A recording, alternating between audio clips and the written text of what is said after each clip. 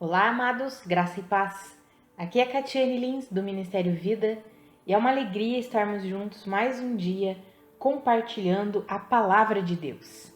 Nós estamos fazendo um breve estudo das cartas do Novo Testamento e hoje, o nosso capítulo de hoje é 1 Coríntios capítulo 5. Nós iniciamos na semana passada a carta de 1 Coríntios e nós já vimos o quanto essa igreja era uma igreja que recebeu, a palavra nos diz ali no capítulo 1 que nós vimos, foi enriquecida com a palavra, com o entendimento, tinha todos os dons fluindo naquela igreja, mas eles tinham um problema, que era a divisão. E aqui no capítulo 5 nós vamos ver que existiam outros problemas, outras carnalidades fluindo ali entre alguns irmãos. E nesse capítulo fala especificamente sobre a imoralidade. Então eu quero começar lendo com você, é um capítulo bem pequeno, são 12 versículos só. Então eu quero começar lendo com você o versículo 1 e 2. Fala assim: Por toda parte se ouve que há imoralidade entre vocês, imoralidade que não ocorre nem entre os pagãos, a ponto de um de vocês possuir a mulher de seu pai, e vocês estão orgulhosos. Não deviam, porém, estar cheios de tristeza e expulsar da comunhão aquele que fez isso? Amados, quando nós vemos aqui, parecem palavras duras do apóstolo Paulo. Ele fala assim: como que pode vocês se orgulharem, sendo que no meio de vocês está acontecendo uma imoralidade terrível? Vocês não deviam expulsar da comunhão essa pessoa que está fazendo isso daí? Que está sendo imoral? Parece uma palavra dura, não parece? E ele continua esse capítulo falando. Chega um momento que ele diz assim, um versículo forte esse, o versículo 5. Entreguem esse homem a Satanás, para que o corpo seja destruído e o seu espírito seja salvo no dia do Senhor. Amados, muitas vezes nesse capítulo nós ficamos assim, eu já fiquei muitas vezes, às vezes ainda fico quando eu leio esse versículo: entreguem esse homem a Satanás. Como assim? Entregar uma pessoa para Satanás, um irmão para Satanás? O versículo 2 que nós lemos, ter que expulsar esse irmão da comunhão? Como assim? Como assim, Senhor? Não consigo compreender tudo isso. Amados, por isso que eu sempre aconselho os irmãos a lerem a palavra como um todo. Às vezes eu sou meio taxativa e talvez algum irmão ou irmã já tenha até ficado chateado comigo, me perdoem por isso. Quando eu falo que a Bíblia não é um tarô gospel, só abrir ali aleatoriamente e ver o que Deus vai falar. Amados, é claro que Deus fala conosco. Quantas vezes estamos em oração, abrimos a Bíblia ali e Deus fala conosco. Mas além disso, é importante, amados, nós seguirmos uma sequência para nós compreendermos a plenitude. Fica mais fácil para compreender algumas coisas da palavra de Deus. Por exemplo, se nós lermos isoladamente só o capítulo 5, nós vamos ficar um pouco perplexos. Se nós lermos 1 Coríntios toda e 2 Coríntios toda, as duas cartas, nós vamos compreender melhor essas escrituras. Quando nós lemos lá em 2 Coríntios, já em 2 Coríntios, lá no capítulo 7, nós vamos ver que o apóstolo Paulo vai falar assim, eu vou até ler esses versículos com você, 2 Coríntios 7, do versículo 8 em diante, que diz assim: mesmo que a minha carta tenha causado tristeza a vocês, não me arrependo. É verdade que a princípio eu me arrependi, pois percebi que a minha carta os entristeceu, ainda que por pouco tempo. Agora, porém, eu me alegro, não porque vocês foram entristecidos, mas porque a tristeza os levou ao arrependimento. Pois vocês se entristeceram como Deus desejava e de forma alguma foram prejudicados por nossa causa. A tristeza, segundo Deus, não produz remorso, mas sim um arrependimento que leva à salvação. E a tristeza, segundo o mundo, produz morte. E daí ali no versículo 11 fala assim: vejam o que esta tristeza segundo Deus produziu em vocês. Dedicação, que desculpas, que indignação, que temor, que saudade, que preocupação, que desejo de ver a justiça feita. Ou seja, amados, o apóstolo Paulo foi duro com essa igreja, mas era uma igreja que tinha a palavra, que tinha recebido muito bem, tinha sido enriquecida com toda a palavra, com todo o entendimento, tinha os dons do Espírito fluindo. Não podia viver assim, não podia viver de forma imoral, não podia tolerar a imoralidade. Então o apóstolo Paulo foi enfático.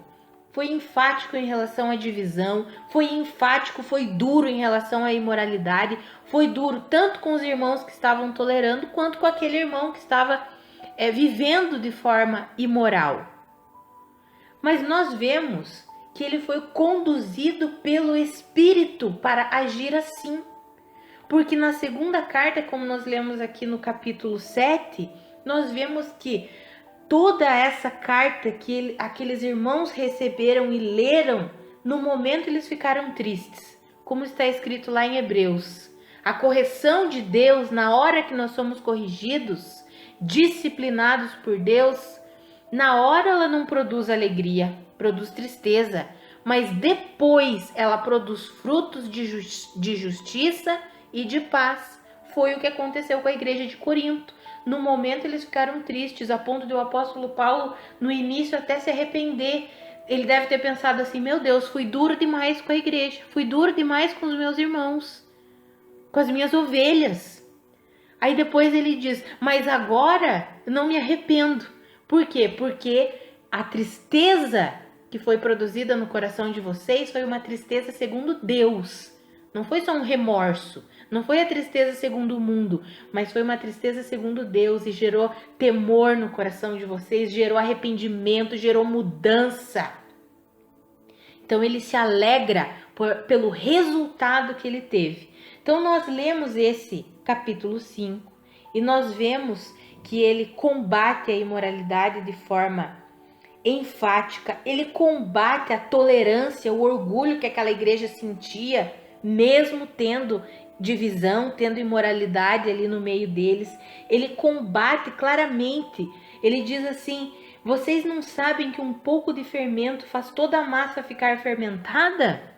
Ali no versículo 6, ele combate, amados. No final do capítulo, ele escreve ali a partir do versículo 9: eu já disse por carta que vocês não devem associar-se com pessoas imorais. Com isso eu não me refiro aos imorais deste mundo, nem aos avarentos, aos ladrões ou aos idólatras. Se assim fosse, vocês precisariam sair deste mundo. Mas agora estou escrevendo que não devem associar-se com qualquer que, dizendo-se irmão, seja imoral, avarento, idólatra, caluniador, alcoólatra ou ladrão. Com tais pessoas vocês nem devem comer. Pois como haveria eu de julgar os de fora da igreja? Não devem vocês julgar os que estão dentro? Deus julgará os de fora. Expulsem esse perverso do meio de vocês. Amados, olha que interessante isso daqui. Amados, o apóstolo Paulo está sendo duro e ele diz assim: olha, não, vocês não devem se associar com pessoas imorais, mas eu não estou falando dos do mundo, porque senão vocês teriam que sair do mundo. Eu estou falando daqueles que se dizem irmãos, mas eles são idólatras, avarentos, imorais. Com esses daí, vocês não devem nem comer, ou seja, não tenham comunhão. Por isso que lá em cima eles dizem: expulsem da comunhão. Parece dura essa palavra, não é expulsar no sentido de saia daqui, você não pode frequentar esse culto aqui. O não ter a comunhão é não trazer para a intimidade. Sabe, amados, às vezes é necessário nós passarmos por isso. E às vezes é necessário nós nos posicionarmos assim, sendo guiados pelo Espírito Santo. Às vezes parece uma palavra dura, né? Mas quando de fato a pessoa é irmã em Cristo, quando de fato a pessoa é um cristão e ela está vivendo no erro, no pecado, e ela recebe palavras duras, ou então percebe um certo afastamento dos irmãos, no momento aquilo gera indignação, tristeza, às vezes até rancor. Mas, amados, se aquela pessoa é de fato um cristão, esse tipo de atitude vai gerar o que aconteceu lá em 2 Coríntios, que o apóstolo Paulo descreve, que nós lemos. Arrependimento, a tristeza segundo Deus, que produz uma mudança, que produz algo genuíno vindo do Senhor. Então, quando nós lemos esse capítulo aqui, apesar de ele parecer tão enfático, tão incisivo, tão duro, às vezes o Espírito Santo nos conduz dessa maneira, seja conduzindo as pessoas que estão ao nosso redor, se nós estivermos no erro, para agir assim conosco, ou seja, nós tendo esse tipo de atitude com outras pessoas, às vezes sendo duro com alguém, às vezes sendo mais incisivo com alguém. Mas por quê? Porque nós queremos o bem, nós queremos que aquela pessoa viva de fato para a glória de Deus. Por isso que é importante, amados, nós sermos conduzidos pelo Espírito Santo para nós fazermos o que Deus quer que nós façamos.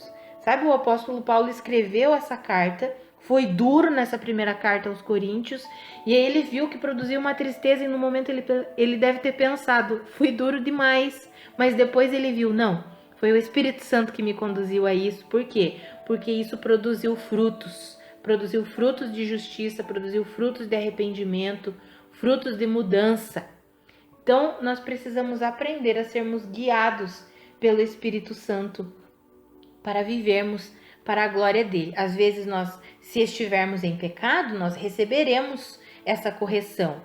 Ou talvez nós sejamos usados por Deus para corrigir alguém. E aí nós precisamos ter o nosso coração em Deus para fazer tudo conforme a vontade de Deus. Até mesmo ser duro com alguém em algum momento.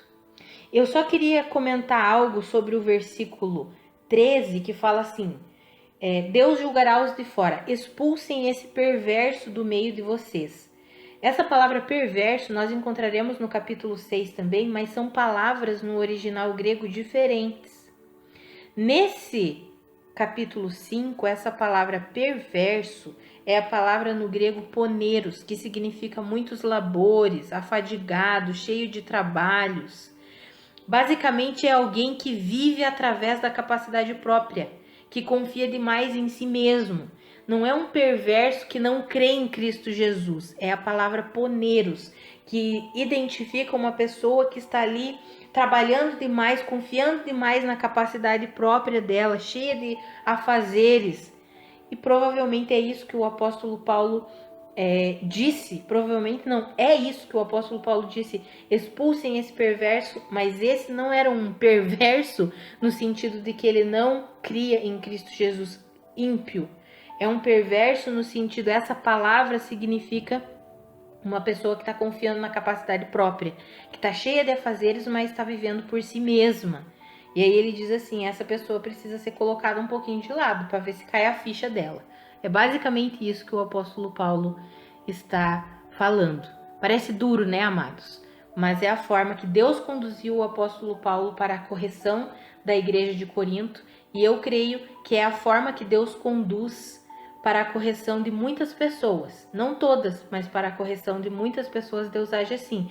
Principalmente quando são pessoas como a descrita na carta de 1 Coríntios, que foram enriquecidos com a palavra, com entendimento, com dons. Como é que uma pessoa dessa vai viver em imoralidade? Não tem como.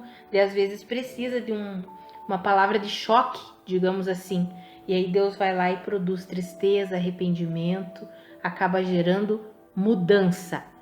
A minha oração é que eu e você tenhamos a direção do Espírito para agir assim quando o Espírito assim nos direcionar. Vamos orar? Pai, nós te louvamos por essa palavra. Obrigada, Senhor, porque muitas vezes nós não compreendemos a tua correção, a forma que o Senhor nos disciplina, mas nós nos rendemos a ti nesse dia para receber a tua correção, a tua disciplina. Sabemos que a disciplina e a correção que vem do Senhor gera uma tristeza em nós, mas é uma tristeza que produz arrependimento, que produz mudança, que produz frutos de justiça.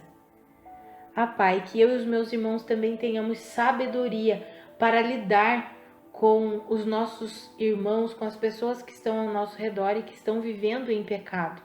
Nos dá direção de como corrigi-los, se assim o Senhor quiser que nós façamos, que seja por nosso intermédio, Pai. Nos dirige, nos ajuda, nos dá sabedoria, nos dá coragem quando o Senhor quiser nos usar para corrigir um irmão, Pai. Nos dá coragem para fazer isso. Nos ajuda, Senhor. Nós queremos ter o nosso coração sempre rendido para receber a correção do Senhor. E também queremos ter o nosso coração rendido, assim como o apóstolo Paulo, para ser um instrumento de correção, quando assim for necessário, Pai. Nos ajuda a vivermos para a sua glória, em nome de Jesus. Amados, que a graça e a paz de Cristo sejam multiplicadas sobre a sua vida. Um grande abraço e até amanhã.